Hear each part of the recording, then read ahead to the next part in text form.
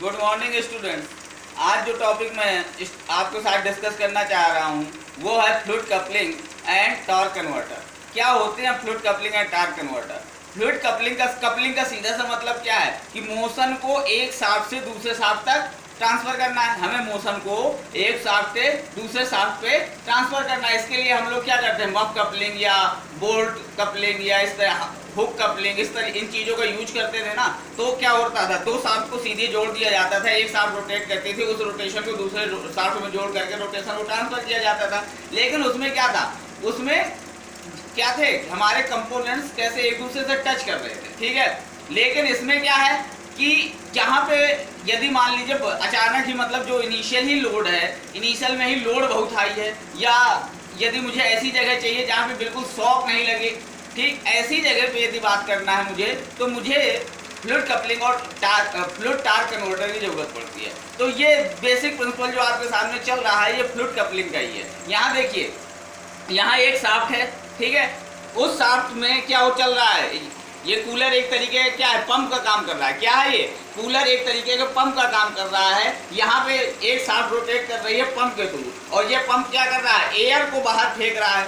क्या कर रहा है, यहाँ पे फ्लूइड मीडियम क्या है, यहाँ पे फ्लूइड जो हम लोगों का यूज हो रहा है वो फ्लूइड कौन सा, एयर है, ठीक है।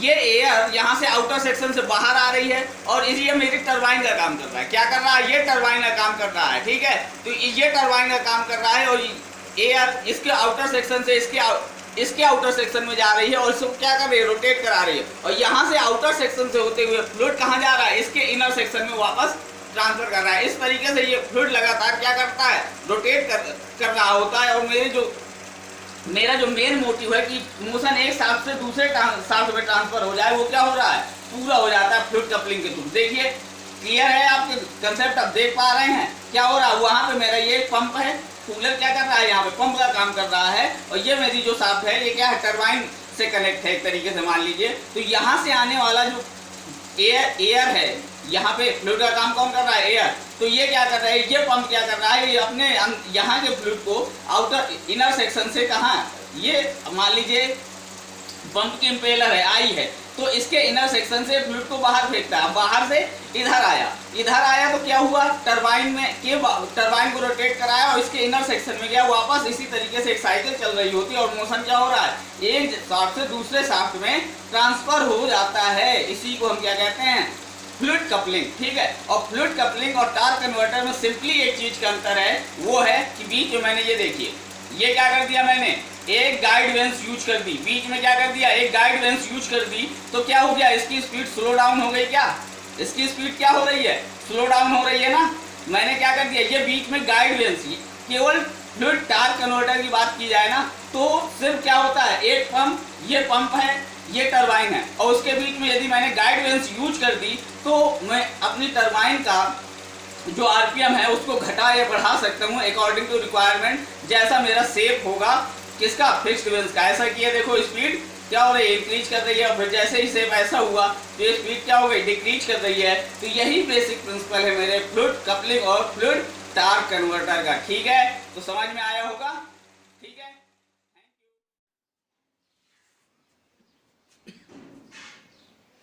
Good evening students. तो जो टॉपिक अब हम लोग शुरू करने जा रहे हैं यूनिट 5 का है। कहाँ से है, यूनिट 5 से है। यूनिट 5 में क्या है, मिसलेनियस हाइड्रोलिक मशीन्स हैं। क्या है, अलग अलग तरीके की हाइड्रोलिक मशीन्स हैं जो अपने जिनकी वर्किंग, कंस्ट्रक्शन, इनके बारे में हम लोगों को डिस्कस करना है, ठीक है। तो उसमें से जो सबसे ज़्यादा पूछे जाने वाले डिवाइसेस हैं वो उसमें फ्लूइड कपलिंग और टॉर्क कन्वर्टर सबसे ज़्यादा थ्योरिकल पूछे जाने वाले डिवाइसेस हैं, ठीक है। तो हम लोग सबसे पहले यहीं से शुरू करते हैं, ठीक। तो फ्लूइड कपलिंग शुरू करने से पहले मैं आप लोगों को कुछ बेसिक जानकारी टरबाइन और पंप के बारे में बताता हूँ, ठीक है। देखिए, जब अभी तक आप लोगों ने टरबाइन पढ़ी है, ठीक है, टरबाइन पढ़ी है, तो टरबाइन में बेसिकली ये मेरी बेन्स होती थी। टरबाइन की बेन्स क्या है, ये टरबाइन की बेन है। या तो जेट हमारा सेंटर पे स्ट्राइक कर रहा था, या फिर हमारा जेट इसके बेन एंगल पे टकरा रहा था। लेकिन दोनों ही बार क्या हो रहा था, दोनों ही बार जो हमारा ये बेंस है, बेंस के इनर सरफेस पे हमारा क्या हो रहा है, जेट टकरा रहा है। जेट कहां पे टकरा रहा है? बेंस के इनर सरफेस पे, यानी फ्लूइड कहां पे है? बेंस के इनर सरफेस पे है। यानी यदि बात करूं तो टरबाइन में, जो टरबाइन में एक्टिंग सरफेस है, टरबाइन में एक्टिंग सरफेस है, तो वो कौन सी है? बेंस इनर सरफेस है। कौन सी है? बेंस की इनर सरफेस है। बेंस की इनर सरफेस क्या होती है? फ्लूइड टरबाइन की एक्टिंग सरफेस है। वहीं यदि आप पंप की बात करेंगे, यदि पंप की बात करेंगे तो पंप में जो एक्टिंग सरफेस होती है वो उसकी आउटर सरफेस होती है। कौन सी होती है?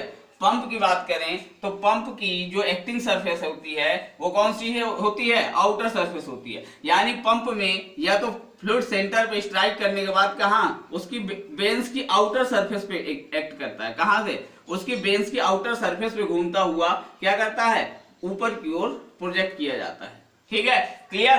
तो यहां पे पंप में यदि बात की जाए तो पंप वो भी कौन सा? सेंट्रीफ्यूगल पंप की बात करें। किसकी? सेंट्रीफ्यूगल पंप में जो वर्किंग, ठीक है, सेंट्रीफ्यूगल पंप की बात कर रहे हैं तो इसकी जो वर्किंग सरफेस है वो कौन सी है? बेंस की आउटर सरफेस होती है। कौन सी? बेंस की आउटर सरफेस होती है। कौन सी? बेंस की आउटर सरफेस। दोनों में ही कर्व्ड बेंस का यूज होता है, चाहे सेंट्रीफ्यूगल पंप की बात करें चाहे रिएक्शन टरबाइन की बात करें। ठीक है, तो जनरली ये जो सेंटर वाला केस था ये हम लोग इंपल्स टरबाइन में यूज कर रहे थे। तो रिएक्शन टरबाइन का जस्ट अपोजिट होते हैं हमारे सेंट्रीफ्यूगल पंप। यहाँ पे क्या होता है? यहाँ पे रिएक्शन टरबाइन में इसके बेन एंगल पे हम लोग अपना जेट प्रोजेक्ट करते हैं और ये सेंटर की ओर फ्लो करता है। कहां पे? सेंटर की ओर फ्लो चलता है और इस तरीके से बाहर निकलता है। ठीक है, वही यहाँ पे सेंट्रीफ्यूगल पंप में क्या होता है कि लगभग इसके सेंटर से जेट निकलता है और ये इसके दोनों तरफ प्रोजेक्ट होकर के क्या करता है? बाहर की ओर जाता है। ठीक, यहाँ पे बाहर से सेंटर की ओर फ्लो होता है, यहाँ पे सेंटर से बाहर की ओर फ्लो होता है। यहाँ पे वर्किंग सरफेस बेन की इंटरनल सरफेस होती है, यानी इधर पे काम होता है, जबकि सेंट्रीफ्यूगल पंप में जो वर्किंग सरफेस होती है ये आउटर सरफेस होती है। ठीक है, और अंतर देखिए, हमें पता है कि जो ये पंप होते हैं कैसे होते हैं? वर्क कंज्यूमिंग डिवाइस होते हैं। यानी ये जो मेरी है, ये मेरी क्या है? शाफ्ट है। शाफ्ट में लगे होंगे ये वेन्स। क्या लगे होंगे? शाफ्ट में ये वेन्स लगे होंगे। ठीक है, शाफ्ट में ये वेन्स लगे होंगे। इस शाफ्ट को हम लोग क्या कहते हैं? इंपेलर कहते हैं। क्या कहते हैं सेंट्रीफ्यूगल पंप के केस में? इंपेलर। जो ये शाफ्ट है, ठीक है, तो ये क्या वर्क कंज्यूमिंग डिवाइस है ना, तो इसमें क्या होगा कि सबसे पहले आप इसको घुमा देंगे, यानी आप पंप को सबसे पहले क्या रोटेशन प्रोवाइड करेंगे। क्या करते हैं? पंप को रोटेशन प्रोवाइड किया जाता है। क्लियर है ना? पंप को क्या करते हैं? आप रोटेशन प्रोवाइड करते हैं, यानी आप जाएंगे बटन ऑन करेंगे, पंप घूमना शुरू करता है। तो पंप यदि घूमना शुरू करेगा तो सबसे पहले कौन सा हिस्सा घूमेगा? ये इसका इनर सेक्शन घूमेगा ना।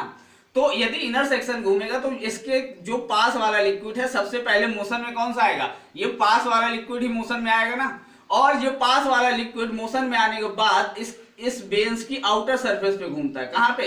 इस बेंस की आउटर, इससे बाहर की ओर बेंस की आउटर सरफेस पे घूमता हुआ फिर प्रोजेक्ट किया जाता है ऊपर की ओर। ठीक है, क्या होता है? Centrifugal action. एक तो सबसे पहली बात क्या होगा? यहाँ पे सेंट्रीफ्यूगल एक्शन होगा। सेंट्रीफ्यूगल एक्शन क्या कहता है कि कोई भी चीज है उसे सेंटर से बाहर की ओर फेंको। तो ये क्या करते हैं? सेंटर से बाहर की ओर फेंकते हैं, लेकिन बस बेंस के आउटर सरफेस, वर्किंग सरफेस कौन सी होती है? बेंस की आउटर सरफेस। ठीक, वही इसका जस्ट अपोजिट होती है टरबाइन। टरबाइन में क्या होता है? यहाँ पे बेंस को हमें नहीं घुमाना पड़ता, बेंस घूमती है। कहां से? जब आप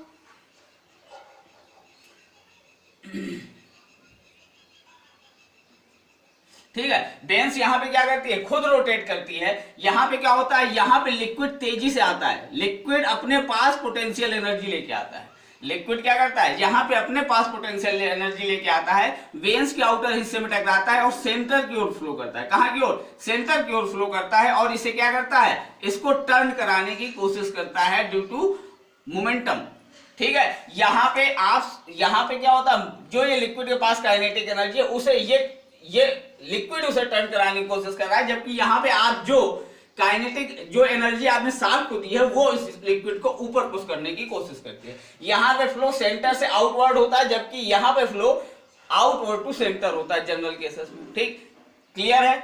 ठीक, दोनों ही केसेस में, चाहे सेंट्रीफ्यूगल पंप की बात कर रहे हो या टरबाइन की, दोनों ही केसेस में, रिएक्शन टरबाइन की बात करें, दोनों ही केसेस में क्या होता है, फ्लूइड कंप्लीटली फिल्ड होता है। क्या होता है? फ्लूइड कंप्लीटली फिल्ड होता है और बेंच के आउटर सेक्शन में जाने के बाद ये क्या, इनर सेंटर की ओर फ्लो करता है। ठीक, और ये क्या करता है, बेंच को घुमाने की कोशिश करता है, क्योंकि इस फ्लूइड के पास खुद ब खुद काइनेटिक एनर्जी है, ये हाई हेड से होके आया हुआ है। ठीक है, जबकि यहाँ पे क्या काम होता है, यहाँ पे आप इसको एनर्जी प्रोवाइड कर रहे हो, इस शाफ्ट को इसे रोटेट करा रहे हो, और फिर जो यहाँ पे लिक्विड भरा हुआ है फिर वो मोशन में आता है और वो कहाँ, हाई हेड की ओर प्रोजेक्ट किया जाता है ड्यू टू सेंट्रीफ्यूगल एक्शन।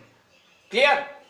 और यहाँ पे सेंट्रीफ्यूगल एक्शन की वजह से, आपकी चेंज इन मोमेंटम की वजह से क्या करती है, आपकी टरबाइन घूमना शुरू करती है। क्लियर? ठीक है, तो आपको ये टरबाइन और पंप का बेसिक यदि जो डिफरेंस है वो यदि समझ में आया होगा तो फिर आपको फ्लूइड कपलिंग समझना बिल्कुल आसान हो जाएगा। ठीक है, क्लियर? तो ये बेसिक जो अंतर है, जो बेसिक जनरल अंतर होते हैं टरबाइन और पंप में, वो मैंने आपको दिखाया, जो इनकी वर्किंग में छुपे होते हैं। ठीक है, तो इनकी वर्किंग के बेसिक अंतर आपने डिस्कस किए हम लोगों ने। तो अब बात करते हैं फ्लूइड कपलिंग की। किसकी बात करते हैं? फ्लूइड कपलिंग की। ठीक है, तो देखते हैं भाई क्या होती है फ्लूइड कपलिंग। तो देखिए, आपको अंतर क्लियर है ना पंप और टरबाइन में? तो अब देखते हैं क्या है फ्लूइड कपलिंग। तो जरा देखिए क्या है कपलिंग। कपलिंग का मतलब होता है ट्रांसमिट मोशन। क्या करना है? Transmit motion from one shaft to another, one shaft to another. क्या करने वाले हैं हम लोग? कपलिंग का मतलब क्या है? एक शाफ्ट से दूसरे शाफ्ट में मोशन को ट्रांसफर करना है। यानी यदि ये मेरे पास ये एक शाफ्ट है, इसके पास कोई टार्क है, टार्क की किसी टॉर्क की वजह से घूम रही है, मुझे ये दूसरा ये टॉर्क इस उसमें ट्रांसफर करना है, यानी यही टॉर्क मुझे इस शाफ्ट में ट्रांसफर करना है। ठीक है, तो यदि मुझे ये कौन सी है, ये मान लीजिए इंजन से जुड़ी हुई शाफ्ट है। कहां से? इंजन से जुड़ी हुई शाफ्ट है। तो ये क्या कर रही है, इसमें ऑटोमेटिकली एक काइनेटिक क्या है, एनर्जी है, जिसकी वजह से घूम रही है, इंजन उसे एनर्जी प्रोवाइड कर रहा है। ठीक, अब ये कौन सी है, मेरी ड्राइविंग शाफ्ट है। ठीक है, ये ड्राइविंग शाफ्ट है, क्यों? क्योंकि इंजन से जुड़ी हुई है, इसके पास ऑटोमेटिकली रोटेशन पावर है, यानी इसके पास कोई टॉर्क टी है, या कहिए कोई एन स्पीड एन आरपीएम से ये क्या कर रही है, रोटेट कर रही है। अब मुझे यही टॉर्क इस दूसरी शाफ्ट में यदि ट्रांसफर करना है तो फिर मुझे जरूरत पड़ती है कपलिंग की। ठीक, यानी इन दोनों शाफ्ट को जोड़ देते हैं हम लोग। क्या करते हैं? इन दोनों शाफ्ट को सिंपली जोड़ करके हम लोग क्या करते थे, एक उस शाफ्ट से दूसरे शाफ्ट में हम लोग मोशन ट्रांसफर कर देते थे। इसमें कई तरह की कपलिंग का यूज करते थे। मफ कपलिंग होती थी, बोल्ट कपलिंग होती थी, हुक कपलिंग होती थी। ठीक, उसमें क्या करते हैं कि दोनों, अब यदि इन दोनों शाफ्ट को आपने जोड़ दिया तो यदि ये टी टॉर्क से रोटेट कर रही है तो यही टी टॉर्क इसमें भी ट्रांसफर हो जाएगा। ठीक है, यही टी टॉर्क इसमें भी ट्रांसफर होगा। और ये जो शाफ्ट है इसके साइज के ऊपर डिपेंड करेगा कि यहाँ पे जो स्पीड जाएगी वो N1 N2 होगी, क्या होगी। बस अंतर के सेम की चीज क्या रहती है, पावर। पावर आप प्रोड्यूस नहीं कर सकते, यानी यदि यहाँ पावर P1 है तो यहाँ पे भी पावर P1 ही ट्रांसफर हो सकती है मैक्सिमम केस में, यदि किसी भी तरीके का लॉस नहीं कंसीडर किया जाए। यानी यहाँ पे P T ओमेगा 1 और ये T तो T ही रहेगा और T ओमेगा 2, इस तरीके से पावर ट्रांसफर होगी। क्लियर? तो यही चीज क्या हमें करनी है फ्लूइड कपलिंग में, यही चीज अप्लाई करनी है। ठीक है, हमें क्या करना है, मोशन को एक शाफ्ट से दूसरे शाफ्ट में ट्रांसफर करना है, लेकिन किसकी हेल्प से? केवल फ्लूइड की हेल्प से। यहाँ पे क्या था, एक शाफ्ट से दूसरे शाफ्ट को फिजिकली कांटेक्ट किया गया है। अभी हमने जो जितनी ये कपलिंग देखी उसमें क्या किया था, एक शाफ्ट को दूसरे शाफ्ट से फिजिकली कनेक्ट किया गया है। ठीक, लेकिन अब हमें यहाँ पे मोशन तो ट्रांसफर करना है एक शाफ्ट से दूसरे शाफ्ट में, लेकिन किसकी? With only fluid motion. Fluid motion, केवल फ्लूइड के मोशन की वजह से ही क्या होने वाला है, मोशन ट्रांसमिट होगा एक शाफ्ट से दूसरी शाफ्ट में। ठीक है, यहां पे there is no any physical contact between two shaft. There is no any physical contact between two shaft, दोनों शाफ्ट के बीच में यानी ड्राइविंग शाफ्ट और ड्रिवन शाफ्ट के बीच में किसी भी तरीके का क्या नहीं होने वाला, फिजिकल कांटेक्ट नहीं होता है। सिंपली केवल फ्लूइड ही क्या करेगा, एक शाफ्ट से दूसरे शाफ्ट में मोशन लेकर के जाता है सिंपली, तब वो कपलिंग कौन सी कहलाती है, फ्लूइड कपलिंग कहलाती है। तो इसके क्यों जरूरत पड़ी, ठीक, तो यदि कौन कौन से आपको एडवांटेज मिलने वाले हैं, ठीक, सीधी सी बात ये कि यदि हम फ्लूइड कपलिंग यूज कर रहे हैं तो उसके क्या मुझे फायदा होंगे। तो एक सबसे बड़ी बात क्यों जरूरत पड़ती है हमें फ्लूइड कपलिंग की, कि if starting torque is too high, starting torque is too high, यदि जो स्टार्टिंग टॉर्क है वो बहुत हाई है, मान लीजिए ये जो शाफ्ट है इंजन से जुड़ी हुई है, इसका टॉर्क बहुत हाई है, या इसमें जो पावर जो टॉर्क है जो आरपीएम बहुत हाई है, और ये दूसरी शाफ्ट है मेरे पास जो आई, जिसको हम लोग यदि फिजिकली कनेक्ट करने वाले हैं, तो ये क्या है, ये बहुत तेज यदि घूम रही है, आपने इसको अचानक फिजिकली कनेक्ट कर दिया तो ये क्या होगी, ये रेस्ट पोजीशन में है, ये कैसी है, मूवेबल पोजीशन में है, तो ये इसको चलाने की कोशिश करेगी और ये इसे क्या करेगी, रेस्ट में लाने की कोशिश करेगी। और यदि बहुत ज्यादा टॉर्क है तो इनमें क्या होने वाला है, इन दोनों में डिस्ट्रक्शन होने की भी चांसेस रहेंगे, या क्या हो गया, एक दूसरे से डिसअसेंबल भी हो सकते हैं, ये क्या हो सकते हैं, ठीक है, क्यों, क्योंकि इनिशियल टॉर्क बहुत हाई है। तो ऐसे केसेस में फ्लूइड कपलिंग क्या करती है, फ्लूइड कपलिंग कभी डायरेक्टली फोर्स नहीं अप्लाई करती, फ्लूइड कपलिंग क्या करती है, फ्लूइड कपलिंग सिंपली क्या करती है, ग्रेजुअली क्या करती है, ग्रेजुअली टॉर्क प्रोवाइड करेगी, क्या करेगी, ग्रेजुअली टॉर्क प्रोवाइड करेगी। देखेंगे अभी कैसे, क्योंकि फ्लूइड कभी भी इकट्ठे पूरा का पूरा फोर्स नहीं लगा सकता, वो क्या करेगा, धीरे धीरे टॉर्क को बढ़ाता है। इसलिए कैसी होती है ये, ऐसी जगह पे जहां स्टार्टिंग टॉर्क भी बहुत हाई हो वहां पे भी ये बहुत इजीली क्या होती हैं, पावर को शिफ्ट एक शाफ्ट से दूसरे शाफ्ट में शिफ्ट कर देगी, ठीक। दूसरा, शॉक फ्री मूवमेंट है, शॉक फ्री मूवमेंट होता है, यानी जब आप इसको, ये चल रही है, ये रुकी हुई है, आप इसको जोड़ने जाएंगे तो जब भी आप इस कपलिंग को अप्लाई करेंगे तो क्या होगा, इसमें कुछ ना कुछ शॉक जनरेट होगा। लेकिन इसमें क्या होगा, फ्लूइड कपलिंग से जब मोशन एक दूसरे में एक से दूसरे शाफ्ट में ट्रांसफर होगा तो किसी भी तरीके की शॉक की भी प्रॉब्लम इसमें नहीं होती, क्योंकि फ्लूइड क्या होता है, धीरे धीरे इजीली धीमे धीमे मोशन एक शाफ्ट से दूसरे शाफ्ट में ट्रांसफर करता है, ठीक है। तो देखते हैं भाई क्या है फ्लूइड कपलिंग। तो हम लोगों ने इतनी बातें की, तो अब देखते हैं। तो मैंने बात की फ्लूइड कपलिंग के बारे में, जान लिया कि क्या करने वाले हैं हम लोग, मोशन को एक शाफ्ट से दूसरे शाफ्ट में ट्रांसफर करेंगे with the help of only fluid, और किसी भी तरीके का हमें उसमें फिजिकल कांटेक्ट नहीं होगा, ठीक है। तो इसमें क्या यूज होने वाला है, एक पंप और एक टरबाइन। तो बेसिक यदि हम लोग देखें तो क्या होगा, सबसे पहले मेरे पास एक ड्राइविंग शाफ्ट होगी, क्या होगी, ड्राइविंग शाफ्ट है, मान लीजिए ये मेरी क्या है, ड्राइविंग शाफ्ट है। ड्राइविंग शाफ्ट में मैंने क्या कर दिया, ड्राइविंग शाफ्ट में मैंने पंप की वेंस लगा दी, किसकी वेंस लगा दी, पंप की वेंस लगा दी, ठीक है। ड्राइविंग शाफ्ट में हमने पंप्स की वेंस लगा दी, ठीक, ये वेंस हमने ढेर सारी वेंस पंप की हमने इसमें अप्लाई कर दी। तो अब ये क्या है मेरा, ये मेरी ड्राइविंग शाफ्ट है, जो सेंटर में है ये कैसी है, ड्राइविंग शाफ्ट है, यानी ये घूमने वाली शाफ्ट है जो इंजन से कनेक्ट होगी, ठीक है। और इसमें मैंने क्या कर दी, पंप की वेंस लगा दी है। और दूसरी तरफ जो मेरी ड्रिवन शाफ्ट है उसमें मैंने टरबाइन्स की वेंस लगा दी, कौन सी, टरबाइन्स की वेंस लगा दी, कौन सी, टरबाइन्स की वेंस लगा रखी है, क्या करने वाली है, टरबाइन्स की वेंस लगा रखी है, ठीक है,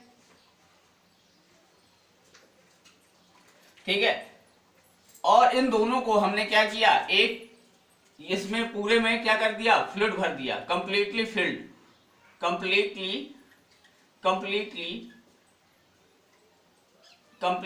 फिल्ड बाय फ्लूइड, ठीक है। पूरी तरीके से इसमें क्या कर दिया है हमने, फ्लूइड भर रखा है। फ्लूइड में भी कौन सा, अधिक हम लोग ऑयल यूज करते हैं, कौन सा, ऑयल, क्योंकि ऑयल यूज करने से क्या क्या फायदे होंगे, एक तो लुब्रिकेशन प्रॉपर्टी मिल जाती है ऑटोमेटिकली, डेंसिटी भी हाई होती है, क्या होती है, डेंसिटी भी ऑयल की हाई होती है कंपेरिजन टू एयर या किसी अदर मीडियम, ठीक है, क्लियर। अब देखिए ये मेरी कौन सी ड्राइविंग शाफ्ट है, ये मेरी ड्रिवन शाफ्ट है।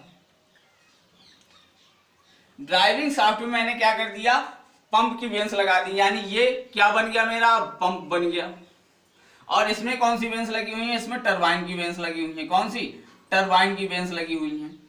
ठीक है, क्लियर है। तो अब जरा देखिए, तो ड्राइविंग शाफ्ट है, इसका मतलब ये शाफ्ट इंजन से जुड़ी हुई है, यानी इसमें मोशन होगा।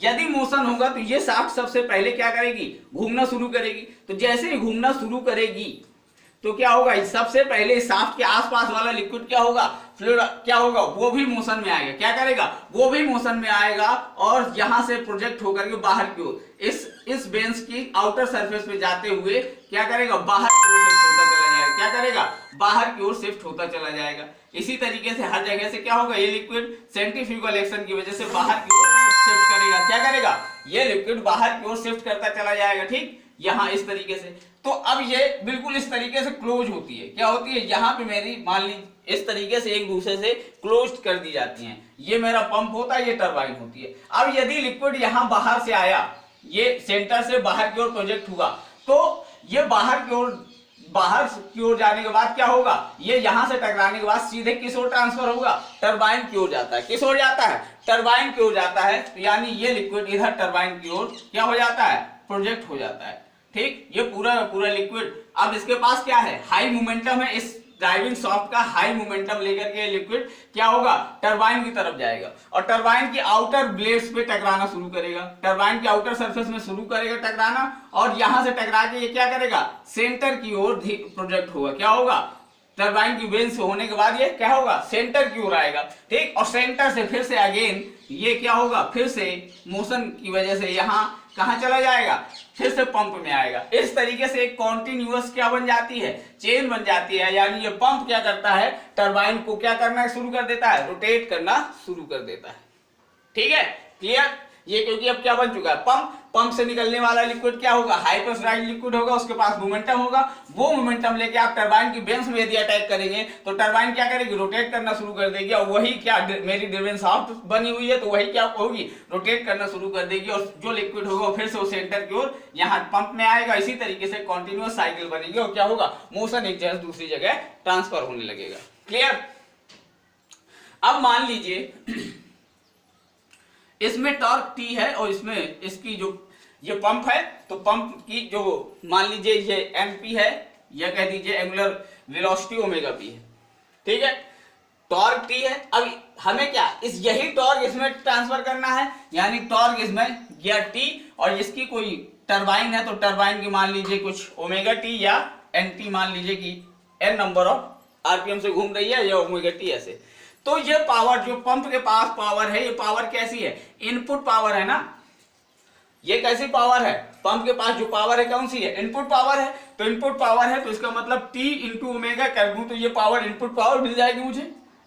और जो टरबाइन के पास पावर है ये कैसी है, ये हमारी आउटपुट पावर है और T इंटू ओमेगा टी यदि कर दिया जाए तो ये पावर आउटपुट पावर मिल जाएगी, पावर बराबर T ओमेगा। ठीक, तो ये इनपुट पावर है, ये मेरी क्या है, आउटपुट पावर है जो टरबाइन के पास है। भाई ये इनपुट किया मैंने, ये आउटपुट मिला है मुझे। ठीक, तो इस पूरे उसका इफिशियंसी यदि मैं निकालूं तो क्या होती है, आउटपुट पावर अपॉन इनपुट। तो आउटपुट क्या है, टी ओमेगा टी और यहाँ पे क्या है, टी ओमेगा पी। तो ये टी से टी कैंसिल आउट हो जाएगा, omega T upon omega P. फिर इसके बाद स्लिप की भी बात कर सकते हैं आप। स्लिप क्या होता है, आप कितने आरपीएम चाहते थे, आप चाहते थे कि ये एनपी से यदि जा रहा है और ये यहां से आपका क्या आ रहा है, एनटी आ रहा है। क्या आ रहा है, एनटी। तो इन दोनों में जो डिफरेंस होता है उसे हम क्या कहते हैं, स्लिप कहते हैं। क्या कहते हैं, स्लिप कहते हैं। ठीक, और वो भी यदि परसेंटेज में निकालना है तो पंप के रिस्पेक्ट में ही निकाल दीजिए। तो ये क्या होगा, इन दोनों में आपका पंप एनपी से जा रहा है या एनटी से, ये इसमें एनटी जनरेट हो रहे हैं, दोनों में जो आरपीएम का अंतर आएगा वो सिंपली क्या दिखाएगा, स्लिप दिखाएगा। और यदि परसेंटेज स्लिप निकालनी है तो NP minus NT upon NP into 100 कर दीजिए, या इसी को सिंपली क्या कर दीजिए 2 पाई n/60 के रूप में भी लिख सकते हैं, omega P minus omega T upon omega P into 100 भी लिखा जा सकता है। ठीक है, तो ये भी परसेंटेज स्लिप ही दिखाएगी। क्लियर। तो इस तरीके से आप परसेंटेज स्लिप और ये निकाल सकते हैं, इफिशियंसी निकाल सकते हैं। और इसमें एक कर्व भी बनाया जाता है, जैसे हम यदि मेरी ये ओमेगा T2 ये ओमेगा P है यानी ये, ठीक है, और यहां पे मैं इफिशियंसी को रखूं, ठीक, तो ये होनी तो क्या चाहिए 100% चाहिए। और कैसा रिलेशन मिलेगा, बिल्कुल कैसा स्ट्रेट लाइन रिलेशन मिलेगा। यदि मान लीजिए ये 1 2 3 4 इस तरीके से, और ये 0.2 0.3 0.4 0.2 0.4 0.6 0.8 और ये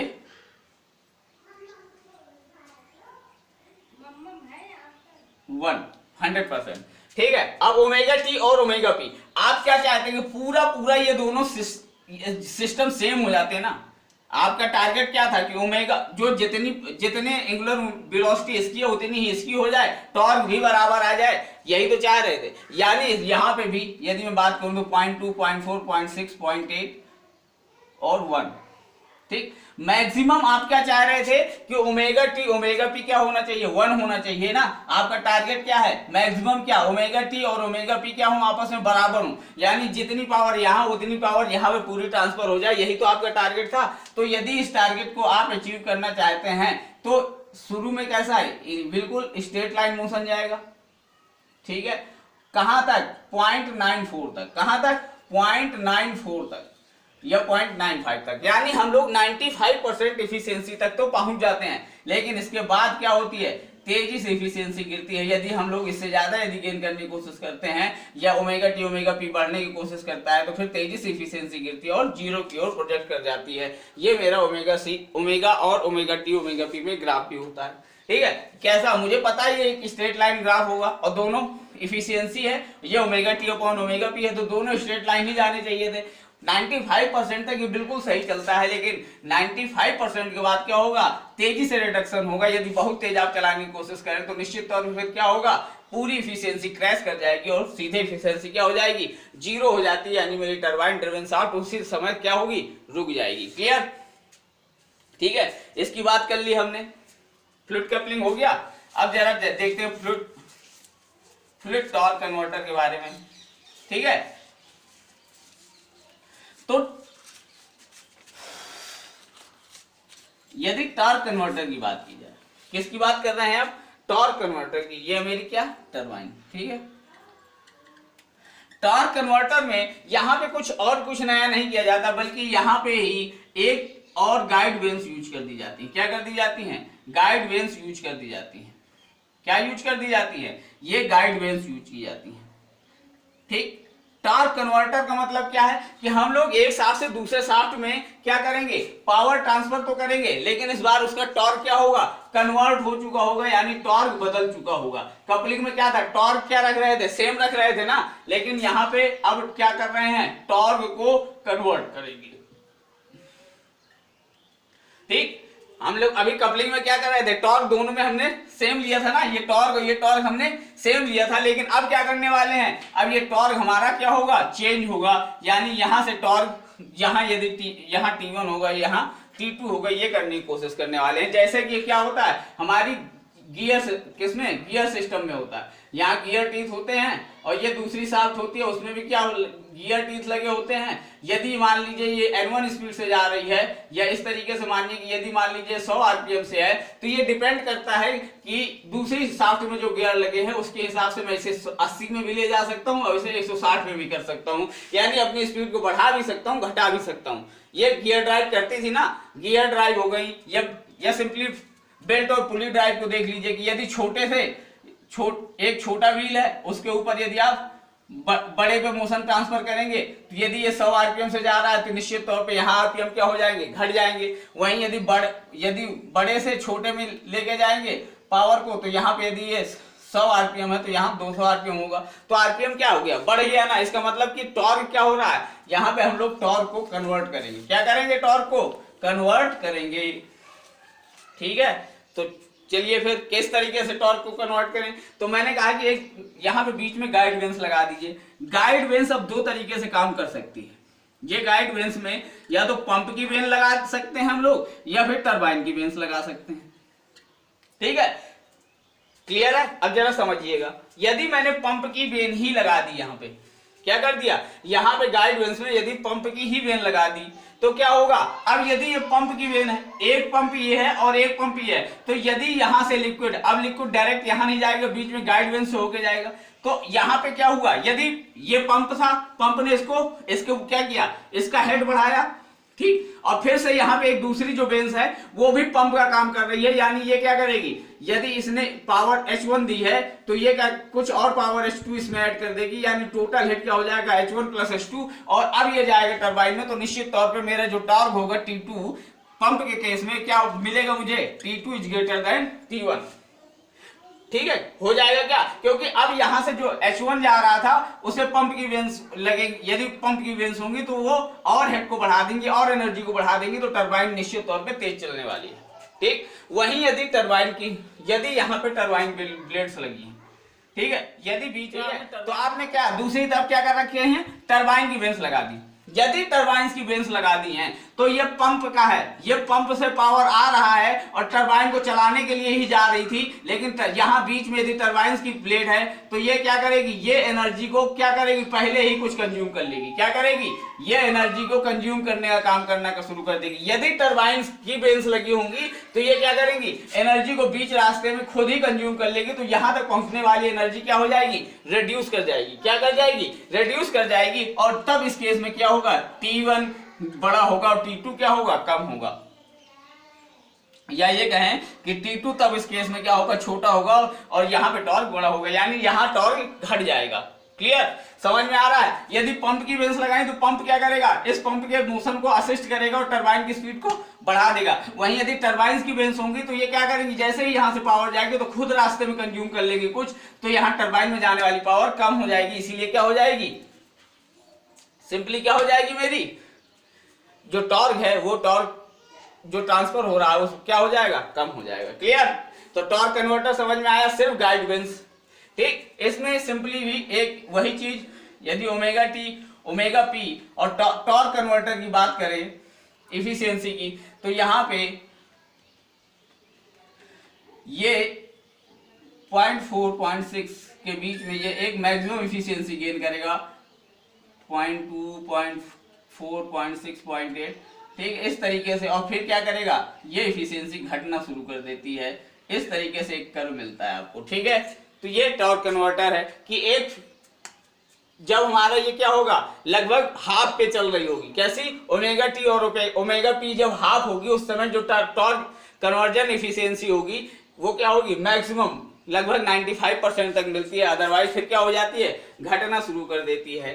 क्लियर है, तो फ्लूइड टॉर्क कन्वर्टर और फ्लूइड कपलिंग अब क्लियर रहेगी, कोई दिक्कत, सिर्फ अंतर किस बात का है कि बीच में गाइड वेन्स आ गई तो टॉर्क अब क्या होगा, अब यहाँ पे टॉर्क चेंज होना शुरू हो जाता है, जबकि कपलिंग में टॉर्क का कोई बात ही नहीं होती, टॉर्क क्या, जितना टॉर्क यहाँ होता है उतना ही टॉर्क वहां पे हमें ट्रांसफर करना होता है, यानी पावर सेम रख करके हम लोग क्या करते हैं, पूरी पावर यहाँ से वहां ट्रांसफर करने की कोशिश करते हैं, लेकिन कुछ ना कुछ वहां पे 95% तक ही कर पाते हैं, फिर इसके बाद क्या होता है, एफिशिएंसी डाउन होने लगती है। क्लियर, तो ये फ्लूइड कपलिंग और फ्लूइड टॉर्क कन्वर्टर की बात क्लियर हो गई,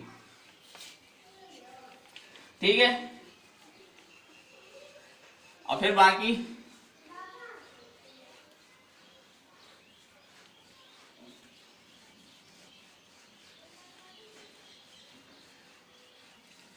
अब इसके बाद हम लोग देखते हैं एयर लिफ्ट पंप।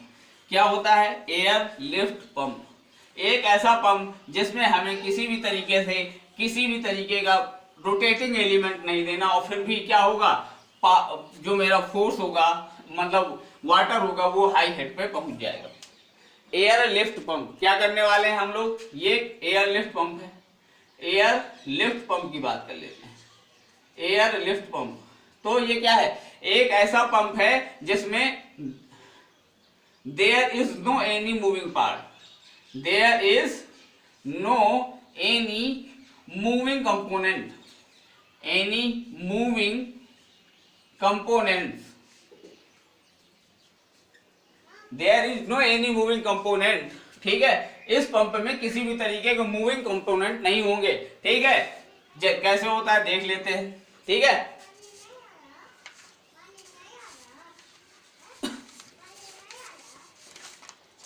क्लियर, तो क्या होने वाला है एयरलिफ्ट पंप में, there is no any moving component, ये किसी भी तरीके के मूविंग कंपोनेंट नहीं होने वाले, ठीक। और क्या करने वाला है, तो पंप ही है, क्या है, पंप है, स्पेशल टाइप ऑफ पंप कह सकते हो, स्पेशल टाइप ऑफ पंप, ठीक है। पंप का क्या है, एक स्पेशल केस है जिसमें किसी भी तरीके के मूविंग कंपोनेंट नहीं होते और फिर भी वाटर क्या होगा, लो हेड से हाई हेड पे पहुंचेगा। देखिए कैसे होता है, ये जैसे मान लीजिए ये है, ये मेरे पास एक बेल है, क्या है, कुआं है, क्या है, कुआं है, कुएं में क्या है, वाटर भरा हुआ है, क्या भरा हुआ है, कुएं में वाटर भरा हुआ है, ठीक। और मुझे मान लीजिए उसे यहां पे पहुंचाना है, कहां पहुंचाना है, यहां पे पहुंचाना है, ठीक। ये मेरी मान लीजिए डिस्चार्ज पाइप है, क्या है, डिस्चार्ज पाइप है, ठीक। ये क्या है, डिस्चार्ज पाइप है, ठीक। ये मान लिया मैंने कि टोटल हेड कितना है, एच है, ठीक। और मुझे जो पहुंचाना है वो कितना पहुंचाना है, मान लीजिए एल हाइट तक पहुंचाना है, ठीक। अब मैंने कहा कि ये ऐसा पंप होगा जिसमें किसी भी तरीके के मूविंग कंपोनेंट नहीं होंगे, तो क्या करेंगे हम, एक पाइप लाइन लेंगे यहां पे, और इसमें क्या होगा, इसमें होगी नोजल, क्या होगी, नोजल, और यहां से हम लोग प्रोवाइड करेंगे कंप्रेस्ड एयर, क्या प्रोवाइड कर देंगे, कंप्रेस्ड एयर प्रोवाइड कर देंगे। यदि कंप्रेस्ड एयर यहां से प्रोवाइड करेंगे, यहां से एयर जा रही है, यहां से एयर जा रही है, तो यहां पे क्या हो जाएगा, तुरंत यहाँ पे क्या वाटर है, वाटर में पाइपलाइन हमने डिप कर रखी है, तो यहाँ पे क्या हो जाएगा, बबल फॉर्म होंगे एयर की वजह से, और यहाँ पे जो लोकलाइज्ड हिस्सा है इस हिस्से में क्या हो जाएगा, डेंसिटी क्या हो जाती है, density of air plus water, यहाँ पे एयर प्लस वाटर है, density of air plus water कैसी हो जाएगी, लेस हो जाएगी डेंसिटी ऑफ वाटर से, डेंसिटी ऑफ वाटर से क्या हो जाएगी, लेस हो जाएगी। और ये अपने साथ ये ये जो मेरी कंप्रेस्ड एयर है और ये वाटर है, तो एयर और वाटर का जो मिक्सचर है ये यहाँ से क्या होगा, फ्लो करना शुरू कर देगा, और यहाँ पे इस तरीके से क्या कर देगा, हाई हेड पे लेके चला जाता है, ठीक है। ये है मेरा सिंपली क्या एयर लिफ्ट पंप, ठीक है। अब यहां पे क्या फायदा हुआ, यहां पे सबसे बड़ी बात ये हो जाती है कि यहां पे किसी भी तरीके का मूविंग कंपोनेंट नहीं है, तो इफ देयर इज स्टोन और any impurities present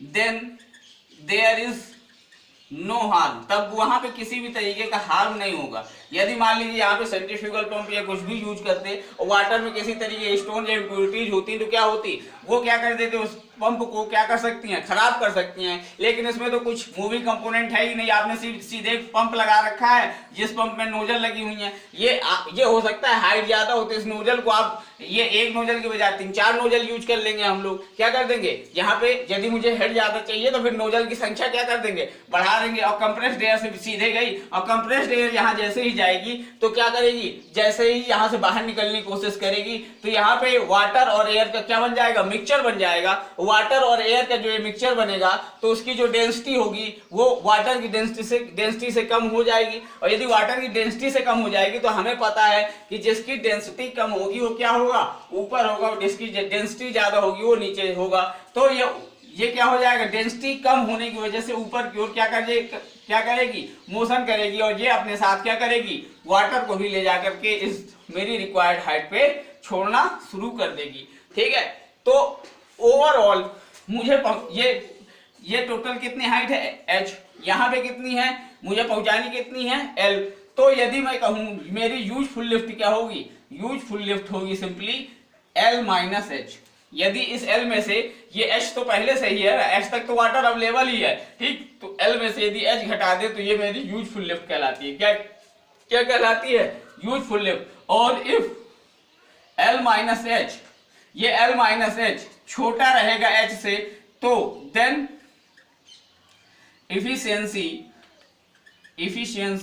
of airlift pump is quite high, airlift pump is quite high, या इफिशियंसी अच्छी कह सकते हो, क्वाइट हाई होती है उस समय, या कह सकते हैं कि इफेक्टिव भी होता है। कैसा होता है? इफेक्टिव होता है। ठीक है, यदि क्या करना है, एयर लिफ्ट पंप में क्या है, कंप्रेस्ड एयर आपने भेजी, इस कंप्रेस्ड एयर ने इसको वाटर को अपने साथ ले लिया, तो ये ध्यान रखना है कि L-H की वैल्यू H से ज्यादा नहीं होनी चाहिए यदि आपको इस पंप को इफेक्टिवली यूटिलाइज करना है। क्लियर? किसी भी तरीके का इसमें कोई मूविंग कंपोनेंट नहीं होता है। ठीक, यही इसकी सबसे बड़ी खासियत है। ठीक, और क्या, और एक फायदा होता है, gives maximum water flow rate, gives maximum water flow rate than any other pumps for same dia। यदि इसी सेम डाया के ही आप कोई भी पंप आप यूज करिए तो एयर लिफ्ट पंप से ज्यादा वाटर फ्लो रेट कोई दूसरा पंप नहीं दे सकता है आपको।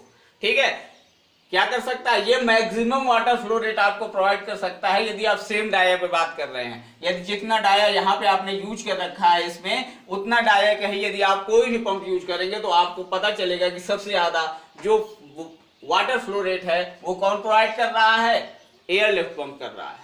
बट यूज नहीं किया जाता। यदि ऐसा है तो यूज क्यों नहीं किया जाता? लेकिन इफिशियंसी कैसी होती है, लो होती है। इफिशियंसी कैसी है, लो है। क्यों? क्योंकि आपने ये कंप्रेस्ड एयर जो दे रखी है, यहाँ पे क्या लगा रखा है, एक तरीके से कंप्रेसर लगा रखा है।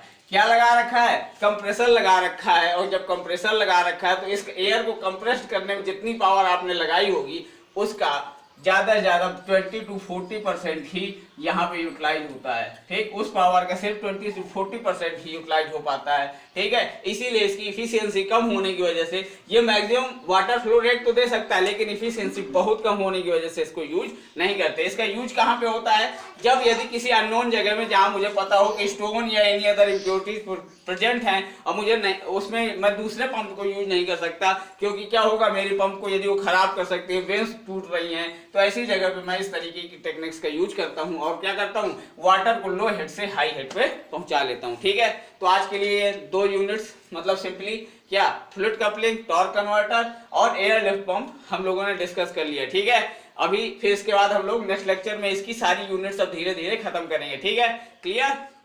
तो आज के लिए इतना ही काफी है। ठीक है।